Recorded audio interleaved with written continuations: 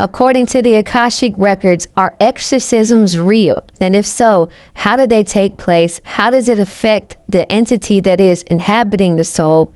And what actually is happening? Please give us a breakdown. According to the Akashic Records, exorcisms are real, but the spiritual mechanics of what's truly happening are far more nuanced than traditional religious interpretations suggest. An exorcism is not merely a ritual of casting out a demon.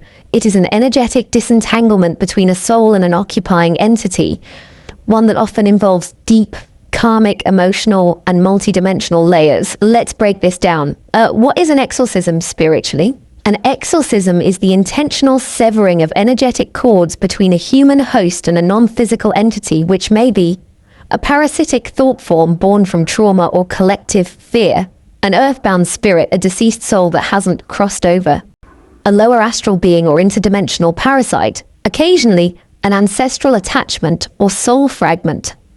These attachments can range from mild energetic influence, thought manipulation, emotional feeding, to deep energetic occupation, behavioral changes, health disturbances, or spiritual confusion.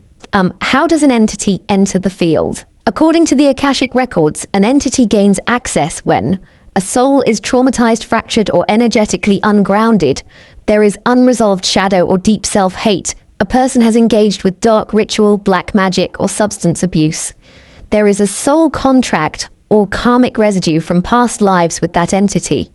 Entities cannot possess without some form of permission or resonance, even if unconscious. Exorcism then becomes a contract revocation and energetic reset. What happens during an exorcism? A true exorcism involves multiple layers of spiritual work. 1. Invocation of higher authority. A practitioner invokes divine beings, angels, ascended masters, ancestors, crystal light, or source itself. This creates a protective frequency too high for the entity to remain. 2. Energetic confrontation. The entity is often addressed directly, not as a devil, but as a being bound by misalignment. The practitioner helps the soul reclaim sovereignty, stating clearly, open quote, "This body is not yours. The agreement is now void." Close quote. 3. Cord cutting and field repair. Using intention, light frequencies, sacred words, and often breath or touch, the practitioner cuts energetic cords, seals auric tears, and restores flow in the person's chakras and energy body.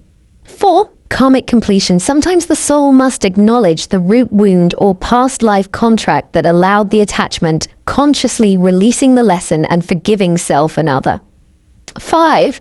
Departure of the entity. Once the resonance is broken, the entity either returns to its realm of origin, is transmuted by the light, or is guided, in rare compassionate cases, to a healing dimension.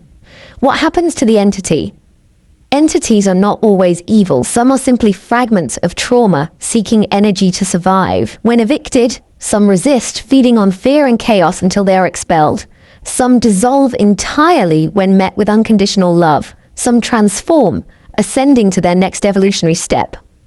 From a cosmic lens, even possession and exorcism are learning experiences for both souls involved. Both are given a chance to evolve. Post-exorcism, what must be done to prevent re-entry and stabilize the healing? The person must anchor in a higher frequency daily, breathwork, mantra, sacred foods, light. Engage in shadow integration work to close all vibrational loopholes. Rebuild auric strength and spiritual discipline. Avoid environments, thoughts, and substances that lower the field. Final insight from the Akashic Records, open quote, "An exorcism is not a battle between light and dark. It is a ceremony of remembering where the soul reclaims its throne and the lost are given a chance to return to source." Close quote.